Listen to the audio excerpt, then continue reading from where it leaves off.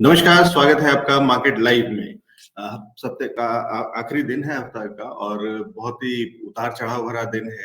ये पूरा हफ्ता भी बहुत ही उतार-चढ़ाव भरा रहा, बहुत सारी खबरें, कुछ अच्छी, कुछ बुरी, कुछ में उम्मीदें और कुछ में नाउम्मीदी। ये सारी चीज़ों के बीच से बाज़ार अपना रास्ता निकालता हुआ और हम भी अपना रास्ता निकालने की कोशिश करेंगे कि हम अपने मुनाफ़े को बढ़ाते रहें, हम अपनी पूँजी को बचा के रखें और इस सारे उथल-पुथल के बीच से भी कोशिश करें कि किस तरीके से हम अ, आगे निकल कर के आ सकें और अपने चीज़ों को अपने इकोनॉमिक्स को बेहतर रख सकें। इस सब चीज़ों में मदद हमें चाहिए होती है एक्सपर्ट्स की, उन लोगों की जो बाज़ार को बहुत अच्छे से समझते हैं, इन सारी घटनाओं को, इन सारी खबरों को बहुत अच्छे से समझते हैं और वो बता सकते हैं कि किस तरीके से इन सब चीज़ों को देखना चाहिए और किस तरीके से काम करना चाहिए। खास मेहमान हमारे साथ में जुड़ रहे हैं, विवेक करवा जी, वृद्धि इन्वेस्टमेंट से आते हैं, देश का बड़ा नाम है शेयर बाज़ार की दुनिया में और ज़बरदस्त पकड़ है बाज़ार पे, बाज़ार की खबरों पे, बाज़ार के चार्ट्स पे। विवेक जी, बहुत स्वागत है आपका शो पे। Good morning sir. Good morning sir. Sir, बाज़ार ने बहुत सारा उथल-पुथल दिखाया है और उसके कारण हमें पता है जो कि बाज़ार के बियॉन्ड है, जिसमें कि बाज़ार कुछ नहीं कर सकता है। बाज़ार करेंसी से चलता है, रुपए से चलता है, डॉलर से चलता है और यहाँ अब बात हो रही है गोलियों की, मिसाइलों की, बम की। कैसे देख रहे हैं इस पूरी सिचुएशन को और क्या लगता है कि वर्स्ट इज़ ओवर, हम क्या पार निकल गए हैं एक क्या होना, क्या नहीं होना वाला कम से कम सवाल अब पार हो गया, कि अब क्या हो रहा है वो सामने है। अभी और आगे कैसे देखते हैं क्योंकि फिलहाल जिस तरीके की खबरें आ रही थोड़ा-सा ठीक ही है मामला। सारी दुनिया के सारे बड़े देश उसमें नहीं कूद पड़ रहे हैं कम से कम। तो कहीं एक ही जगह पे बहुत ही सेंट्रिक और बहुत ही छोटे लेवल पे ही चीज़ें हो रही हैं। आप कैसे देखते हैं और आगे का बाज़ार कैसे देखते हैं?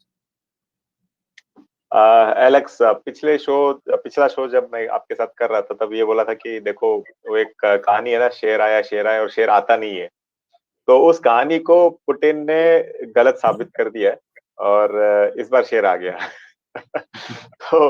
तो चीज ऐसा है कि हाँ, एक और चीज ये दर्शाता है कि एक स्ट्रांग लीडर, अब मैं पुतिन सही है गलत है इस पे नहीं जा रहा हूँ, उसका कमेंट नहीं कर रहा हूँ, लेकिन हाँ, ये बता दिया है कि एकदम स्ट्रांग लीडर है, स्ट्रांग लीडरशिप है और डिसाइसिव लीडर है। वॉर करना है नहीं करना है उनको सही तरीके से पता था। अब मार्केट पहले से वॉलेटाइल था इसके कारण। इनफैक्ट आपसे जब लास्ट टाइम बात हो रही थी तब मैं बोला था कि करीबन 16,000 से 16,200 तक ये दिखा सकता है। उस वक्त हम लोग 17,200 पे थे, तो वो डाउट था मन में, लेकिन वो कल लगभग उतना टच कर दिया था। तो अब मुझे ऐसे लग रहा है कि अब यहाँ से अगर वर्स्ट केस सिचुएशन हो, मतलब पहले मार्केट वॉलेटाइल इसके लिए था कि युद्ध होगा कि नहीं होगा। अब बम गिर गया। अब बम गिरने के बाद मार्केट को मालूम है कि अ, जो होना था हो गया। ये वर्स्ट सिचुएशन है। तो यहाँ से हम लोग और बुरी हालत देखेंगे क्या? लगता नहीं है। बुरी हालत जब देखते हैं, जैसे आपने सही चीज पकड़ी थी कि बड़े-बड़े देश इसमें नहीं उतर के आए हैं। अगर समझ लो कल फ्रांस है, ब्रिटेन है, यूएस है, ये सारे के सारे आर्मीज भेजने लग जाते हैं यूक्रेन में रशिया को हराने के लिए। तो वैसा अगर कुछ होता तो वो वर्ल्ड वॉर में एक कन्वर्ट हो जाता और फिर मार्केट की सही में बुरी और हालत होती। तो ये रह गया एक रीजनल वॉर तक सीमित। और मुझे लग रहा है कि ये वर्स्ट केस सिचुएशन हम लोग देख चुके हैं। हाँ, वीकेंड आ रहा है, सैटरडे संडे आ रहा है, तो मैं ये सलाह नहीं दूंगा कि आप आज ही बाई करो, क्योंकि वीकेंड में क्या होगा ये नहीं मालूम है। और जिस हिसाब से यूक्रेन की आर्मी है, शक्ति है, पर्टिकुलरली जो डिफेंस शक्ति है, वो रशिया के सामने कुछ भी नहीं है। मतलब मैं डेटा पढ़ रहा था, रशिया के पास करीबन 9 लाख सैनिक है, वही 2.5 लाख है खाली यूक्रेन के पास। तो वो चाहे टैंक्स हो, चाहे जो भी वेपनरी बोलते हैं, सब में यूक्रेन पीछे है। तो मुझे लग रहा है कि ओवर ए वीकेंड हो सकता है कि जो प्रेसिडेंट है वो हट जाए और जो रशिया फ्रेंडली प्रेसिडेंट जो बोलते हैं ना, इनडायरेक्टली रशिया कंट्रोल करे, वैसा कोई प्रेसिडेंट यूक्रेन में आ जाए और ये युद्ध सैटरडे संडे समाप्त हो जाए और मंडे से हम लोग मार्केट वापस नॉर्मल तरीके पे आ जाए। तो ये पॉसिबिलिटी है। ये हम लोग लकी है कि बाकी डेवलप्ड कंट्रीज जो यूएस वगैरह है, ये लोग युद्ध में नहीं उतरे। वो एक पॉजिटिव संकेत है मार्केट के लिए। इसके लिए आज मार्केट अप है, क्योंकि युद्ध तो खत्म हुआ नहीं है, लेकिन अब मार्केट को मालूम है कि ये वर्ष देख चुके हैं हम लोग। जी, ठीक है। तो दोनों चीज़ें हैं। जो पहले सवाल था कि होगा या नहीं होगा, वो सवाल का जवाब मिल गया कि होना शुरू हो गया। या युद्ध हो गया कम से कम, तो वो एक चीज है। कितना बड़ा होगा वो सवाल का भी जवाब काफी हद तक अब ये समझ में आ रहा है कि बहुत बड़ा नहीं होने वाला है, सारे बड़े बड़े देश उसमें नहीं कूद रहे हैं।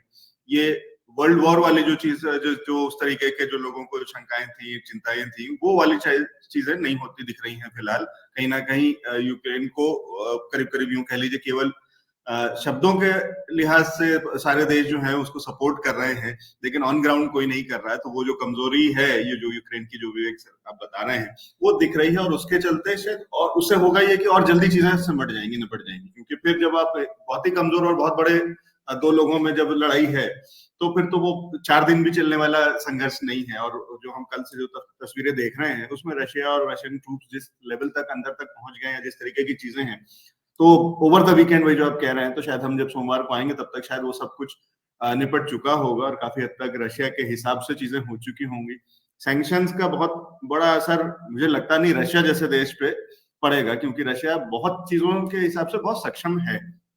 तो वो जिन देशों पे पड़ता है, जब हम बाकी पीछे के जो रिकॉर्ड देखते हैं और वो वाले छोटे देशों में, उसके कंपैरेटिवली शायद उस तरीके की चीजें रशिया को नहीं झेलनी होंगी। और बाकी अगर चीजें सब सिमट जाती हैं, निपट जाती हैं, शांति बहाल होती है, तो फिर से वापस वो सैंक्शन भी हटी जाएंगे आगे चल करके। तो बहुत सारी चीजें हैं सर। फिलहाल बाजार में कुछ काम कर रहे हैं, नहीं कर रहे हैं, स्ट्रेटेजी क्या होनी चाहिए डे ट्रेडर के लिए, पोजिशनल ट्रेडर के लिए और साथ ही साथ निवेशक के लिए, तीनों के लिए अलग अलग बता दीजिए।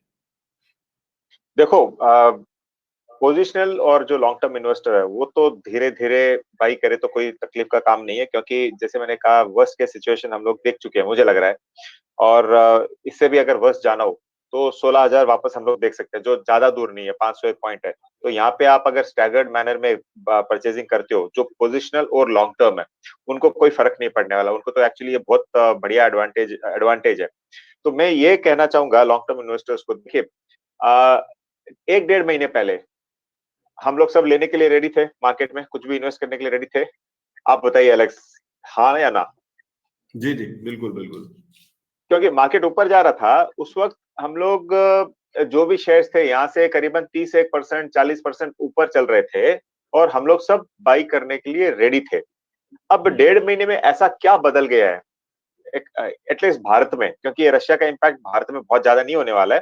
तो ऐसा क्या बदल गया है कि हम लोग 30 या 40% जब हमको डिस्काउंट मिल रहा है, हम लेने के लिए रेडी नहीं है। तो ये खाली मार्केट में ऐसे ही होता है हमेशा कि जब सेंटिमेंट बढ़िया होता है तो सब लोग महंगे भाव में भी लेने के लिए रेडी रहते हैं, और जब नीचे आता है तो डिप्रेस प्राइसेस आपको इनफैक्ट एडवांटेज होता है उस वक्त। तो ये ह्यूमन साइकोलॉजी है। तो लॉन्ग टर्म इन्वेस्टर्स और पोजिशनल को तो यहाँ पे धीरे धीरे पोजिशंस बनानी चाहिए, क्योंकि समझ लो अगले 2-4 दिन में या एक हफ्ते में भी ये सिचुएशन संभल जाती है, तो आपके जो भी बाई प्राइसेस है वहां से आपको एटलीस्ट मतलब 15-20% तो कुछ भी नहीं करके, आंख बंद करके, मतलब आज के दिन तो ऐसा है जैसे मैं सिचुएशन मेरा स्क्रीन दे रहा हूँ, आंख बंद करके कोई भी स्टॉक उठा लो, आपको 15% तो मिल ही जाएगा जैसे मार्केट रिकवरी होगा। तो वो लोग तो लेना चाहिए। अब डे ट्रेडर्स के लिए तो बहुत दिक्कत का सवाल है ये। मुझे लग रहा है कि बहुत ज्यादा रैली नहीं आएगी आज, और यहाँ पे आप अगर थोड़ा बहुत अगर शॉर्ट्स जाते हो तो पोस्ट लंच हो सकता है वापस एक प्रॉफिट बुकिंग आए, क्योंकि एफआईआईज की सेलिंग जारी है पहली चीज, और सिचुएशन अभी एकदम संभली नहीं है, तो लोग परचेज करके घर को जाना नहीं चाहेंगे, पोजीशंस रोल ओवर करना नहीं चाहेंगे ओवर द वीकेंड। तो जो भी ट्रेडर्स है वो यही पसंद करेंगे कि हाँ मंडे आके हम लोग फ्रेश पोजीशंस लें। तो आप अगर इंट्राडे ट्रेडर हो तो करीबन इस रेंज में आप अगर शॉर्ट जाते हो तो आपका मतलब समझ लो स्टॉप लॉस रहेगा करीबन 16,880 तक निफ्टी। उस रेंज भी अगर जाता है और वहां पे आप अगर शॉर्ट मारते हो तो आपको हो सकता है कि 100 पॉइंट 150 पॉइंट आराम से मिल जाए। तो ये तो इंट्राडे शॉर्ट का मार्केट है अभी। ठीक है, तो ये जो आज जो रिकवरी जैसा एक जो बाउंस बैक दिख रहा है, उसको कह रहे हैं विवेक सर कि ये इंट्राडे की अगर बात करें तो ये शॉर्टिंग की अपॉर्चुनिटी निकल के आएगी यहाँ से, और धीरे धीरे करके आप यहाँ से अगर जो डे ट्रेडर हैं या शॉर्ट टर्म या बहुत छोटी रेंज के अंदर में अगर आप काम करना चाहते हैं, तो आपके लिए रिकवरी करके कहीं एक मौका निकलता है। इन्वेस्टर्स के लिए, चाहे वो पोजिशनल हो और चाहे वो लॉन्ग टर्म हो, लॉन्ग टर्म के लिए प्रायोरिटी है, यानी उनके लिए तो कोई दिक्कत नहीं, क्योंकि अगर छोटा मोटा और भी डिप आएगा तो वो भी कोई फर्क नहीं पड़ेगा, लॉन्ग टर्म में तो उनको फायदा होना ही होना। यहाँ तक कि पोजिशनल या मिड टर्म शॉर्ट टर्म के लिए भी कह रहे हैं विवेक सर, जो मैं समझ पा रहा हूँ कि वही कह रहे हैं कि उनके लिए भी बहुत अच्छा फायदा, और यहाँ से तो अभी 10-15% तो शायद बहुत जल्दी ही देखने को मिल जाएगा मुनाफा। तो ये एक अच्छा मौका है, अच्छा टाइम है बाजार में खरीदारी करने का। विवेक सर, मैं वापस आऊँ, अगर क्या ये जो हम थ्योरी में जिन चीजों को पढ़ते हैं, वो जो बड़े बड़े कोट्स मिलते हैं कई जगह, पोस्टर जो हमें ट्विटर पे और इंस्टा पे और फेसबुक पे दिखा करते हैं, जिसमें एक किसी सज्जन की फोटो लगी होती है साइड में चश्मा लगा करके और कुछ कम बालों के साथ में या सफेद बालों के साथ में, और वो ज्ञान दिया होता है, और दूसरी तरफ वो लिखा होता है वो बड़ा बड़ा कुछ अक्षरों में कि बाजार में कब उतरना चाहिए और कब नहीं उतरना चाहिए, जब सब बेच रहे हो तब खरीदना चाहिए, टाइप की चीजें जो हम सुनते हैं या देखते हैं वो किताबों में। क्या ये एक्चुअल प्रैक्टिकल में ये वो समय है आज हमारे सामने? एलेक्स, कल एक क्लाइंट ने मुझे कॉल किया था, बड़ा पोर्टफोलियो है, और बोल रहे थे कि लूं या नहीं लूं। जब सेंसेक्स 2800 पॉइंट डाउन था और निफ्टी करीबन 800 पॉइंट। बोला सर आपको लेके अगले 5 साल होल्ड करना है मिनिमम। बोलते हैं हाँ। मैं बोला आपके पास अगर एक से ज्यादा घर हो ना, आपके पास कोई एक्स्ट्रा घर हो जो भाड़े पे लगाया, उसको बेच दो, वो पैसा आप आज मार्केट में डाल दो। 5 साल के बाद हो सकता है उसी पैसे से आप 2 घर वैसे ले लोगे। वो घर का भाव नहीं बढ़ने वाला, लेकिन यहाँ पे आपका पैसा डबल हो जाएगा। अब आपको मैसेज मिल गया है। मैं क्या बोलना चाह रहा हूँ। ठीक है, तो ये तो इससे इससे तो बेहतर जवाब नहीं हो सकता। ठीक है। अब फर्क यही है कि मेरे सफेद बाल नहीं है, जो भी ओरिजिनल है, डाई नहीं करता हूँ, तो मेरी वैल्यू इतनी है नहीं। थोड़े सफेद करके आना पड़ेगा अगले शो में। नहीं नहीं, मैं वो वाली चीजों की बात कर रहा था सर, कि हम जो सुनते हैं ना या पढ़ते हैं किताब, बड़ी बड़ी जो किताब है जिसके पोस्टर और होर्डिंग भी लगते हैं कि यार वो जो कोई माइक लगा करके कोई सज्जन यहाँ से ऐसे लगा हुआ और यूं बोल रहे होते हैं, और वो मोटिवेशन स्पीकर होते हैं कोई। इंस्टाग्राम में, हाँ, इंस्टाग्राम में बहुत मिलता है, और ये सही बात है, एकदम परफेक्टली असली बात है ये। देखिए, यही तो मैं स्टार्टिंग में बोल रहा था, जब आपको 30-40% आज डिस्काउंट मिल रहा है। हम लोग जब न्यू ईयर सेल आती है पेपर्स में, आप लाइफस्टाइल में चले जाओ, वेस्ट साइड में चले जाओ, आपको 50% ऑफ है, तो हम लोग क्या करते हैं? भागते हैं माल खरीदने के लिए, राइट? तो वैसा आज अगर डिस्काउंट सेल मार्केट में चल रहा है, और इंडिया का कोई इफेक्ट नहीं है इसमें, मतलब इंडिया का कारण ही कुछ नहीं है। वो तो कोई फॉरेनर्स जहाँ पे वहां पे उनकी मतलब उनके हाथ जले हैं, वो लोग आके इधर बिकवाली कर रहे हैं, करके आपको सस्ते दामों में मिल रहा है। तो यहाँ पे तो आपको शॉपिंग करनी चाहिए। तो क्या बोलते हैं कि year and, financial year and shopping festival समझ लो। और यहाँ पे अगर शॉपिंग करते हो तो आपको फायदा ही है। तो बात सही है, उसको फॉलो करना बहुत बहुत मुश्किल चीज है। मतलब अ, गिरते हुए भाव में आप लो, इतनी हिम्मत लोगों में नहीं होती है। इसी के लिए एडवाइजर्स की सलाह होती है, और हम लोग जब इतने कॉन्फिडेंसली बोलते हैं ना, कॉन्फिडेंटली, तब बहुत पैसा अंदर आता है। तो इनफैक्ट कल तो बहुत पैसा अंदर आया, और कल लोग बोल रहे थे, मतलब सारे की कल तूने लिया नहीं कुछ। मैं बोला रुक जाओ, कल लेंगे या मंडे लेंगे, देख लेंगे, लेकिन लेंगे जरूर। ठीक है, तो ये थोड़ा पर्सन टू पर्सन और साइकी और मेंटेलिटी और बहुत सारी चीजों का भी असर होता है कि इंडिविजुअली अगर मैं सोचूं तो शायद मेरे लिए मुश्किल है, लेकिन अगर मैंने एसआईपी कर रखा है तो मेरा सिस्टम ऑटोमेटिकली वो खरीदारी करता रहेगा, और फिर हमें उसका फर्क दिखने को मिल जाता है। अगर हमने कुछ उस तरीके की चीजें या किसी किसी एक्सपर्ट की सलाह ले रखी है, अगर मैंने आपको अपना पैसा दे रखा है और आप मेरा पोर्टफोलियो चला रहे हैं, आप मेरे लिए मेरे भी आप कर रहे हैं, तो शायद वो चीजें हो जाएंगी। लेकिन मैं खुद अगर करना चाहूँ तो मेरे लिए थोड़ा वो कॉन्फिडेंस कम है। और वही फर्क है जो पीछे आप कह रहे हैं कि पिछले 1 साल से 2 साल से हम जो करते आ रहे हैं कि हम आज जैसे ही अगला जैसा पैसा हमारे पास नया आता था, जो भी तनख्वाह में से बचता था या किसी भी जगह से कुछ भी नया पैसा आता था, तो हम ला करके बाजार में झोंक देते थे। आज जब जरूरत अब जब बिल्कुल सही समय है कि जब उसमें झोंक देना चाहिए, तो हम चिंता कर रहे हैं। तो अगर हमारे पास पैसा है और नहीं भी है, तो आपने तो वो तक एग्जाम्पल दिया कि अगर नहीं है तो लिक्विडेट कर लो, एक प्रॉपर्टी एक्स्ट्रा है तो उसको बेच करके और उस मकान से आप ले लो, हो सकता है 5 साल बाद आप उसके 2 मकान बना लोगे। तो ये बढ़िया है, बहुत सारे दर्शक भी आपके सर इससे सहमत हैं। अच्छा, अब इससे पहले मैं कुछ एक सवाल आ रहे हैं जो मैं ले लेता हूँ, लेकिन उससे पहले सर आपका आपकी राय मुझे इस पे एक नेक्स्ट लेवल भी चाहिए होगी फिर, कि जब आप कह रहे हैं कि ये खरीदारी का समय है, क्या पूरी खरीदारी शुरू करूं या थोड़ी खरीदारी और थोड़ी शॉपिंग लिस्ट बना के रखूं? प्लस अगला सवाल उसके बाद ये होगा कि वो लिस्ट में नाम क्या है? देखिए, जैसे मैंने कहा, आज तो वीकेंड आने वाला है, आज last day of the week है। तो आपके पास अगर 100 रुपए है, तो मेरे हिसाब से आपको 25 रुपए ही डालने चाहिए आज। क्योंकि जब तक, देखिए, दो चीज है। अब ये अपनी एक्सपेक्टेशन है, अपनी उम्मीद है कि अगले 2 या 3 दिन में ये मामला जो भी है यूक्रेन और रशिया का, ये सेटल हो जाएगा। अगर सेटल नहीं हुआ तो वो मालूम नहीं है, वो एक ब्लैक स्वान इवेंट हमारे लिए हो सकता है, अगर हम लोग पूरा पैसा डाल दे तो। तो यहाँ पे 25 रुपए डालो, कोई इश्यू नहीं है। मंडे, ट्यूसडे, वेडनेसडे वापस 25-25 डालो, तब तक आपको कंफर्मेशन मिल जाएगा कि क्या सिचुएशन प्ले आउट हो रही है। तो जितना भी पैसा है उसका 25% डालो, और एक बार कंफर्मेशन मिल जाए तो ऐड करते रहो। तो ये बेस्ट टेक्निक रहेगी। और इन केस आपको 16,000 भी मिलता है, मतलब अगर पार्ट बाय पार्ट डाल रहे हो, 16,000 भी मिलता है, तो यू शुड बी हैप्पी, क्योंकि आपका एवरेज कॉस्ट तो मार्केट से नीचे ही होगा फाइनली। ठीक है, ये स्ट्रेटजी है। थोड़ा थोड़ा पार्ट में तोड़ तोड़ करके खरीदारी शुरुआत करने की राय है। और थोड़ा वाला भी अनसर्टेनिटी है, तो अगर अभी तक नहीं करा या थोड़ा भी, तो एक दिन शायद अगर हम उसको चाहे अपॉर्चुनिटी मिस करिए या वो वाला, तो मैं कहूंगा कि थोड़ा सावधानी के साथ में, वही जो विवेक जी भी कह रहे हैं कि वीकेंड को और छोड़ सकते हैं और सोमवार से हम बिल्कुल नई फ्रेश स्ट्रेटेजी के साथ में, लेकिन इस मानसिकता के साथ में, इस विचार के साथ में आपको आना है कि अब हमें खरीदारी करनी है और डिस्काउंट पे चीजें मिल रही। सर वापस वही सवाल जो रह गया, कौन से सेक्टर्स देख रहे हैं, कौन से स्टॉक्स देख रहे हैं? सबसे पहले टॉप प्रायोरिटी में मेरे पास कौन से होने चाहिए, दो चार जो भी आपकी लिस्ट में हो? देखिए, ऐसे आज के दिन तो स्टॉक्स बहुत है, क्योंकि सारे के सारे 20%, 30%, 40% टूटे हुए हैं। तो बहुत सारे ऐसे स्टॉक्स हैं जो हमको लेने चाहिए। लेकिन अगर आप सेक्टर वाइज पूछो तो मुझे मेटल्स अच्छा लग रहा है यहाँ पे, क्योंकि मेटल्स ने बहुत बड़ी मार खाई है। पहले से ही मार खा रहे थे और इसके बाद में और भी मार खाया। तो स्टॉक्स लाइक टाटा स्टील है, नालको है, नेशनल एल्यूमिनियम है, ये मुझे अच्छे लग रहे हैं।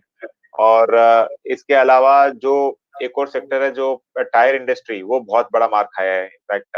तो टायर इंडस्ट्री अच्छा लग रहा है। और बैंकिंग एंड फाइनेंशियल सर्विसेज आप ले लो, तो मेरा एक फेवरेट काउंटर है पूना वाला फिनकॉर्प, उसको भी आप अभी ले सकते हो। मतलब आप लोग लकी हो, समझ लो। मैंने आपको जैसे कहा था 170 से 200-300 गया, अभी वापस 130 में अवेलेबल है आज। आंख बंद करके लेना चाहिए। ये कोई जरूरी नहीं है कि हर शो में हम लोग नए स्टॉक्स बताएं, नए नाम बताएं, जरूरी नहीं होता है। लेकिन वही स्टॉक्स आपको अगर अच्छे दामों में मिल रहे हैं तो आपको पक्का लेना चाहिए। इनफैक्ट आपको एक कॉन्ट्रेरियन बेट भी बताया था पिछले शो में, पिछला शो या उसके पहले वाले शो में। उस वक्त था वो करीबन 150 आरबीएल बैंक। कल ये 124-25 जाके अभी 10 रुपए ऊपर चल रहा है, मतलब 12 रुपए ऊपर चल रहा है, 10% ऊपर चल रहा है। तो आरबीएल बैंक है। ये सारे स्टॉक्स ऐसे हैं जो आपको आ, यहाँ देखिए, आरबीएल बैंक इनफैक्ट 10% अप है, तो एक ही दिन में आपको 10% मिल रहा है। तो स्टेबलाइज यहाँ से अगर मार्केट होगा तो और यहाँ से 10% मिल सकता है, क्या पक्का मिलेगा? मतलब कोई डाउट ही नहीं है। तो आप पूना वाला लो, आरबीएल बैंक लो, टाटा स्टील लो, नेशनल एल्यूमिनियम लो, ये चार स्टॉक भी अगर लेते हो तो मतलब मैंने जैसे कहा कि आपको अगर 100 रुपए डालने हैं, 25 रुपए को इस चार स्टॉक में या 5 स्टॉक में डिवाइड करके लो, और अगले लेवल पे वापस लो। 4 लेवल आपको मिल जाएगा, और कमाई तो आपको होनी है। ठीक है, तो ये राय है, कमाई होनी है, लेकिन स्ट्रेटेजी का फॉर्मूले का ध्यान रखिएगा कि 100 रुपए में से सिर्फ 25 रुपए डालने हैं। और 100 रुपए में से 25 का मतलब ये नहीं कि चार स्टॉक बताएं तो चारों में 25-25 डाल करके फिर 100 खत्म कर दे। उस 25 को डिवाइड करके और करेक्ट। 6-6, ₹6.5 टाइप समझ लीजिए कि आपको हर एक स्टॉक में डालना है। तो ये स्ट्रेटेजी रखिएगा, यानी टोटल 100 में से सिर्फ 25 ही जाएगा बाजार में। उस 25 को चार में डिवाइड कर सकते हैं, और चार स्टॉक्स आपको बता दिए विवेक जी ने। बढ़िया है सर, मैं कुछ एक सवाल ले लूं जल्दी से। हाँ जी। ठीक है, तो एक मधुसूदन पुजारा जी हैं हमारे साथ में, और ये एक सवाल पूछ रहे हैं हेमी प्रॉप पे। ओके। इनफैक्ट कल ये 100 के नीचे अवेलेबल था, और मेंटली कल मुझे लेना नहीं था करके मैंने लिया नहीं। बहुत अच्छा प्राइस था ये।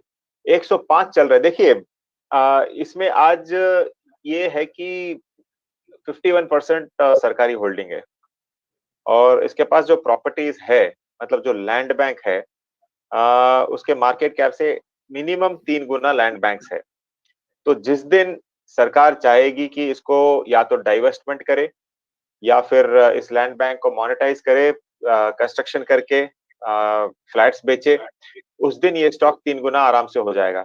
लेकिन अब वो कब होगा ये नहीं मालूम। ये मुझे याद है, ये क्यों पूछ रहे हैं मुझे मालूम है, क्योंकि इसको मैंने करीबन 80 रुपए में एडवाइस किया था, और उसके बाद में 160 गया था। ठीक है, उसके बाद तो आपको प्रॉफिट बुक कर लिए, लेकिन ये अभी 105 में अवेलेबल है, तो बुरा स्टॉक नहीं है, ले सकते हो। यहाँ पे भी लेते हो तो आपको 125 वापस मिल जाएगा। ये हो गया करीबन 15-20%। तो 125 तो मिल ही जाएगा। लेकिन हाँ, लॉन्ग टर्म आपको अगर प्ले करना है तो ये पॉसिबिलिटी है, लेकिन ये कब होगा ये नहीं मालूम। तो इट्स ए बाई। ठीक है, अभी भी बाय है इनका। सर पूरा सवाल जो है वो शायद हो सकता है जब आपने रिकमेंड किया था उस समय इन्होंने नहीं लिया हो, इन्होंने शायद बाद में एंट्री करी है और अभी ये कह रहे हैं कि करीब 40% नुकसान में है। लेकिन आप ये कह रहे हैं कि होल्ड भी रख सकते हैं और नया बाय भी ऐड भी कर सकते हैं, यही कह रहे हैं? तो आप एवरेज करो, अगर आप नुकसान में हो तो एवरेज करो। कंपनी अच्छी है, सरकारी कंपनी है, तो उसको वो आपको चिंता करने की जरूरत नहीं है। तो 40% नुकसान मतलब आप करीबन समझ लो 140 या 145 के भाव का आपका एवरेज रहेगा। तो यहाँ पे आप और ले लो, आपका 125 एक एवरेज हो जाएगा, और 125 आपको कैसे भी करके हम दिखा देंगे स्क्रीन पे। ठीक है, और वो बहुत जल्दी भी हो जाएगा जिस तरीके से रेजिलियंस आ रहा है जिस तरीके से। और मेरे ख्याल से सर एक चीज उस पर भी वापस वो भी एक बार पूछ लेता हूँ कि ऐसा कहा जाता है कि जब ये इतनी बड़ी गिरावट या इस तरीके का बाजार है और पीछे हम तो कंसोलिडेशन भी कर रहे थे, अगर मैं उसको कंसोलिडेशन कह सकता हूँ, I don't know exactly technically कह सकते हैं या नहीं, लेकिन मुझे 6 महीने का चार्ट जो है वो कहीं ना कहीं साइडवेज दिखता है निफ्टी का। और उसके बाद थोड़ी सी ये गिरावट जब से ये खबरें ये वाली यूक्रेन वाली आई है, अब इसके बाद जैसी चीजें ठीक होंगी, क्या मैं सही कह रहा हूँ या मैं सही सोच रहा हूँ कि बहुत तेजी आएगी कि अगर जो हमने पिछले 2 साल में जितनी तेजी देखी थी क्या हम उसको अगले 1 साल में एक्सपेक्ट कर सकते नहीं, वो गया दो ये मैं बहुत बार बोल चुका हूँ कि 2020 और 21 का जो फेज था वो चला गया है। और 2020-21 में क्या हो रहा था कि सब लोग घर पे बैठे थे, जो भी काम था वो तो आराम से हो जाता था, ट्रैवलिंग काम था नहीं, खर्चा कम था, तो पैसे हाथ में ज्यादा बचते थे, तो लोग मार्केट पे फोकस करने लगे और बहुत सारा पैसा मार्केट में आ रहा था। अब जैसे जैसे ओपन अप हो रहा है, मैं फुल टाइमर हूँ मार्केट में, और फिर भी मुझे भी फुल टाइम मार्केट देखने का वक्त नहीं मिलता है, ये हालत होके रखी है। तो ये जो क्रेजी रन था वो समाप्त हो गया है, क्रेजी वैल्यूएशंस खत्म हो गए हैं। आप देख लीजिए पेटीएम की हालत, आप देख लीजिए जोमेटो की या नाइका की हालत, वो क्रेजी टाइम चला गया है। तो 2022 वॉलेटाइल ही रहेगा। हाँ, यहाँ से हम लोग रिकवरी देंगे, अगले 3 साल में आप कमाओगे, पक्का कमाओगे, यहाँ से हम लोग काफी ऊपर रहेंगे। लेकिन 2022 वॉलेटाइल ही रहने वाला है, ये लग रहा है मुझे। हैं? अच्छा, ठीक है, तो ओवर एंथुजियास्टिक नहीं होना है, ओवर एक्सपेक्टेशन नहीं रखना है, ओवर कॉन्फिडेंस नहीं रखना है। बाजार वोलेटाइल पूरा रहेगा, लेकिन ट्रेंड कहीं ना कहीं वापस जो विवेक जी कह रहे हैं वो इंटैक्ट है और वो वापस ऊपर की तरफ मिलेगा। सर रोहित कांबले जी का सवाल है, और इनका सवाल है फिलिप्स कार्बन ब्लैक को लेकर के, पीसीबीएल। फिलिप हाँ, फिलिप्स कार्बन ब्लैक, एक सेकेंड है। इनका पूरा सवाल है सर, इन्होंने 200 रुपए पे शायद लिया था, 189 पे अभी मेरे को दिख रहा है, 14% का करीब हाँ, नुकसान हो रहा है। और ऐड करें या एग्जिट करें, 8 से 9 महीने का नजरिया। देखिए 14% नुकसान नुकसान कोई बड़ा नुकसान है नहीं आज के मार्केट में, 3,600 करोड़ की मार्केट कैप है। और जो जो ये कार्बन ब्लैक बनाता है, इनफैक्ट क्या हुआ है कि जैसे थोड़ी देर पहले मैंने कहा था, टायर इंडस्ट्री अच्छी तरह पिटी है बिकॉज रबर प्राइसेस ऊपर थे और क्रूड प्राइसेस ऊपर थे। तो इसके कारण, और ये सप्लाई करता है इन्हीं कंपनीज को। तो यहाँ पे जो वैल्यूएशन है 189 पे, वैल्यूएशन थोड़ा सस्ता ही है। तो इनका जो 15% नुकसान हो रहा है वो आपको मिल जाएगा, मतलब ये करीबन जा सकता है वापस, आपको समझ लो जैसे जैसे रिकवरी आती है, आज 5% अप है, तो यहाँ से और 15% आराम से आपको मिल जाएगा। तो होल्ड कीजिए, बेचने की जरूरत है नहीं, और आपका बाई प्राइस आ जाएगा। ठीक है, बस वो बाजार जितना वोलेटाइल है इसमें 10, 12, 15% तो मेरे ख्याल से किसी को भी नहीं सोचना चाहिए, 10, 15% के नुकसान को कोई कुछ नहीं वो है, मतलब नुकसान वो तो ज्यादा आंख बंद करके, हाँ, आंख बंद करके है। आता जाता है, 10-15% तो कुछ भी नहीं हाँ, आज अब ये फिलहाल जिस तरीके का बाजार चल रहा है उसमें तो एक एक दिन और एक एक दिन में ऊपर नीचे, वही जो भी हम कितने स्टॉक्स को देख चुके हैं या इसी को देखें, अगर हम पीसीबीएल की भी बात करें तो 5% तो आज ही बढ़ा हुआ है। तो ये 10, 15% तो आपको उसमें ये सोचना, मतलब उसमें सवाल ये नहीं आपका होना चाहिए कि एग्जिट करें कि नहीं, लेकिन ये अच्छा सवाल हो सकता है कि एवरेज करें या नहीं। और उस पे विवेक सर राय देते हैं सर, इसमें इसमें इसमें अभी क्या नाम, एवरेजिंग करनी चाहिए क्या, क्योंकि अब तो बहुत थोड़ा ही सा मेरे ख्याल से कर डिफरेंस सकते बच हो। रहा है। वैल्यूएशन वैल्यूएशन मतलब अच्छी कंपनी है, आरपीजी ग्रुप की कंपनी है ये, वैल्यूएशन सस्ता है। और जो पीई इसका बोलते हैं वैल्यूएशन वाइज, अब अगर फंडामेंटली भी देखो तो इसका करीबन जैसे 7 एक करीबन है, वो एवरेज पीयर ग्रुप से सस्ता है। तो इसको लीजिए आप, इंडस्ट्री पीई उसी रेंज में है, लेकिन हाँ वैल्यूएशन इसका सस्ता है, तो ये लॉन्गर टर्म में आपको 250 तक वापस दिखा सकता है, पॉसिबिलिटी है। तो एवरेज करना मतलब छोटा सा दाम, 15% ही आपका डिफरेंस है, तो एवरेज करने की सलाह नहीं दूंगा। मैं एवरेज करना पसंद करता हूँ जब 20% अगर एक स्टॉक टूट जाए। बहुत लोग क्या कहते हैं, जैसे 100 रुपए में लिया, 95 आया वापस एवरेज कर लिया, 90 आया वापस एवरेज कर लिया, तो उसमें कोई मजा नहीं है। जब 100 का 80 हो जाए और कंपनी फंडामेंटली अच्छी होए, तो 80 रुपए में एवरेज करने का मजा होता है कभी भी। तो यहाँ पे एवरेज मत करो, आप होल्ड करो, आपका बाई प्राइस आपको मिल जाएगा। ठीक है, तो ये तो बहुत दूर है, beneath एवरेजिंग में कुछ फर्क भी नहीं पड़ेगा, तो वो कह रहे हैं वो उसमें उल्टा आपको क्वांटिटी बढ़ानी पड़ेगी, और वो शायद अच्छी राय नहीं होगी, अच्छा स्टेप नहीं होगा कि अगर आपको बड़ा क्वांटिटी डालनी पड़े एवरेजिंग करने के लिए, तो वो नहीं है। लेकिन पुना वाला फिनकॉर्प जैसे स्टॉक्स हैं, शायद अगर मैं सही कह रहा हूँ, तो वहां पे अगर आप ऊपर की आपके लेवल की एंट्री है, तो वहां पे शायद एवरेजिंग करना में कोई खराबी भी नहीं होगी।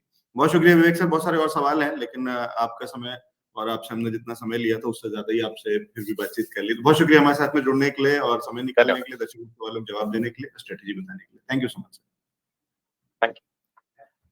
ये थे विवेक करवा जी, वृद्धि इन्वेस्टमेंट से, और बाजार को बहुत अच्छे से समझते हैं, एक्सपीरियंस है बहुत सालों का, तो वहां से निकाल करके ला रहे हैं। आपके सारे सवाल लूंगा, तो निश्चित रहिए। रंजित भाटिया जी हमारे साथ में हैं, पीएनबी हाउसिंग पे उनका सवाल है, लेता हूँ अभी। और राज मल्होत्रा जी जुड़ गए हैं आज, बहुत टाइम बाद जुड़े हैं, तो शायद मुझे लग रहा है कि ऐसे बीच बीच में कुछ टाइम से नहीं दिख रहे थे, तो उनका। और मधुसूदन जी आपका दूसरा सवाल भी लेता हूँ।